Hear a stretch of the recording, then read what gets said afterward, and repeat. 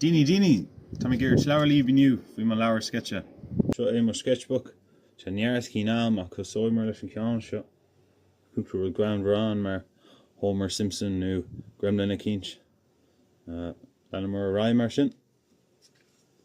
Beidir gohfuil aithne a gibh ar an ceann seo. Mar tharraingt Ben 10 ar rinne mé an lá faoi éire. Siad mar chuig achtar níos fearlam. Smailm na daithní agus an uillinn an bhfuil siad a cheasamh. Stoigh go siad a lorg rud a cinch lena lábh mu. Ach bhí mé géirí fiasa chuir mar chuid siúrlíneocht agus brú mé féin chun é seo a chréitnú. Tá mé lán habalta sketche a thosnú ach is iad a chréitnú é an rud is deachar.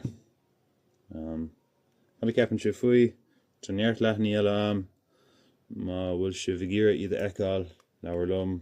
Tá mé lán sásta chaint faoi mar chuid sketchení. Gur maith de sin mission is slán go fómh.